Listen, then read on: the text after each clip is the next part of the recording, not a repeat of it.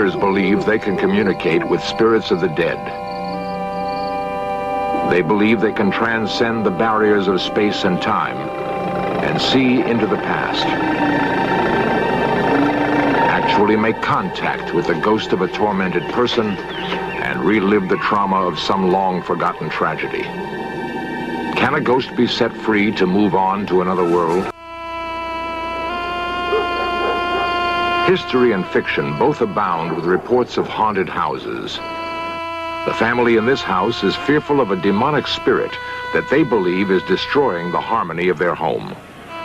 A team of experienced ghost hunters has been summoned. A psychic, seasoned in exorcisms, Sylvia Brown, is placed in a trance in order to make contact with the spirit.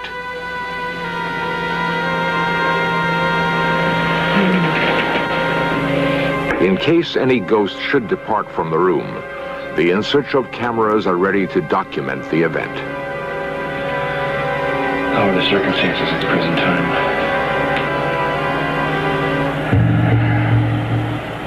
This is a highly charged energy implant.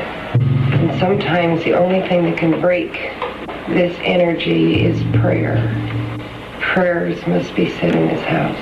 Prayers must be said over the man at the end of the table. Release all negativity. And whatever is in this house that is of any negative energy, we command by the will of the Father, Son, and the Holy Spirit that it goes on to progression and perfection. That there is no negativity left. That there is no black whirlpool of energy. The camera does pick up the impression of something moving. Is it the image of a ghost or some random electronic impulse? Many people believe that a ghost is the disembodied spirit of a person who suffered an emotionally tragic death and who is imprisoned forever in that locale. The spirit lives on as a form of energy, a sudden gust of wind in a closed room, an unearthly cry in the dead of night. These are physical examples of a ghost reliving its final moments as a human. People who claim to be psychics say that by contacting these spirits, they can unlock the secrets of a haunted house. A ramshackle house with a mysterious past is the target of a ghostly stakeout. The Rule Ranch is 200 miles north of San Francisco and overlooks the jagged California coast. Recently, In Search of arranged to bring a team of ghost hunters here in order to test their psychic skills. In the nearby village of Jenner, preliminary research is provided to In Search of by Antoinette May, a freelance journalist. She questions residents for background information. The house was built in the 19th century by a rich and powerful family named Rule. Sometime during the 1920s, a mysterious tragedy occurred and the house was abandoned. The estate has fallen into ruin. Neighbors swear they have heard the sound of a woman wailing behind the walls and her footsteps echoing on the gravel drive.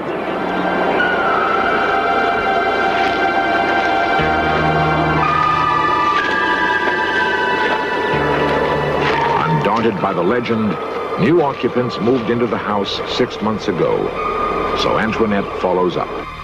Have you had any... Jim and Laura Furlong have lived in the community all their lives and know the history of the Rule Ranch, why the house is haunted.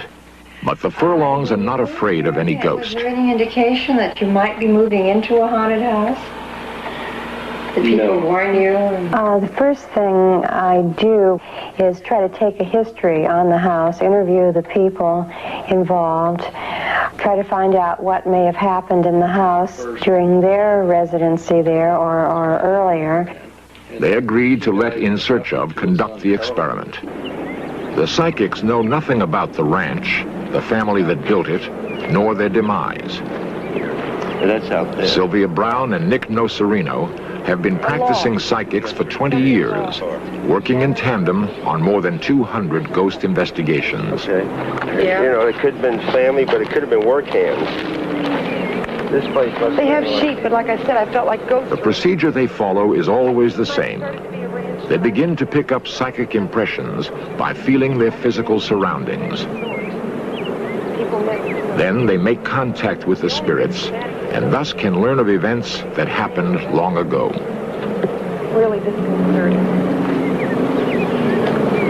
Well, we get somebody injured by a horse, that's for sure. Most of the time when Nick and I have worked together, he has been the photographer and I've been the trance medium. I'm the one that's gotten the impressions.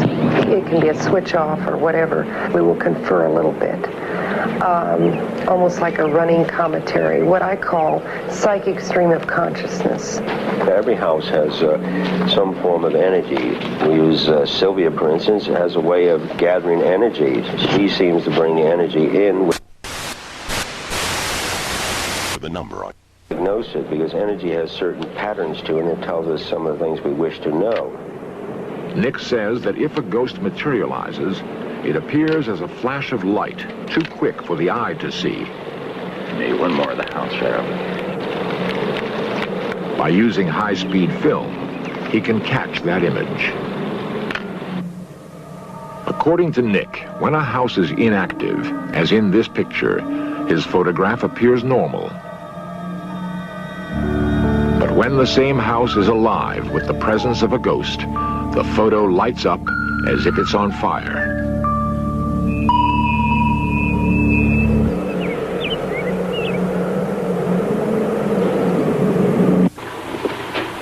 As the house tour begins, Antoinette records impressions.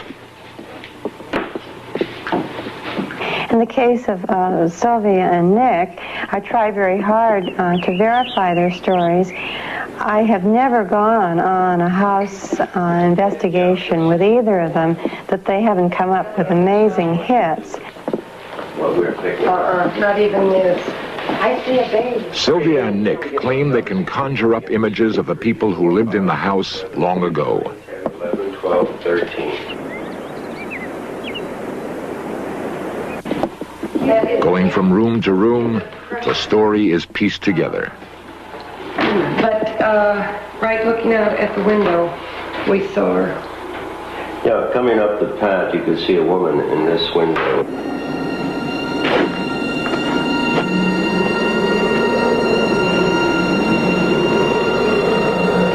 The 1923 date comes in very strong, and I feel that this was a meeting place, a lodge of some type.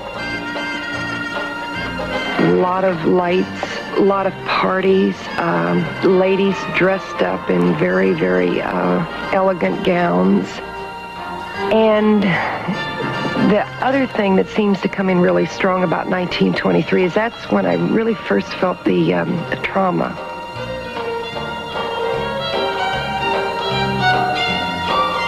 I want to say Carmelita, dark hair, dark eyes, beautiful dresses, very lacy, very frothy looking, the kind of petite little, kind of a accentuated chin. But I think she compensated by that by wearing a lot of rouge. Get the feeling of hopping around.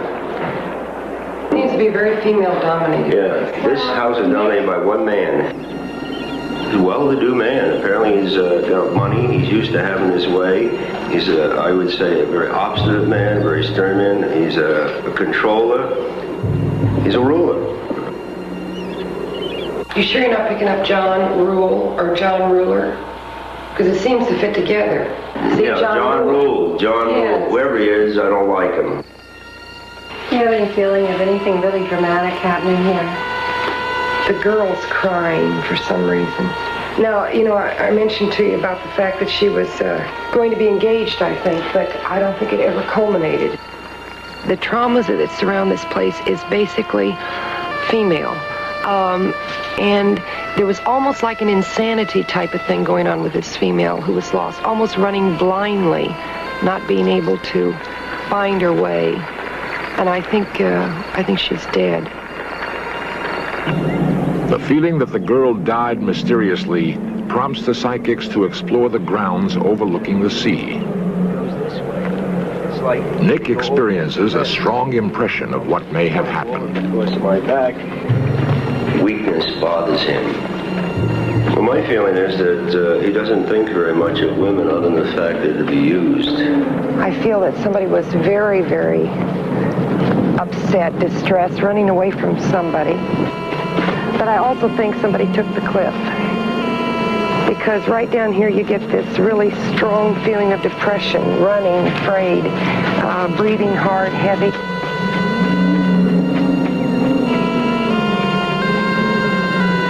I think she's dead.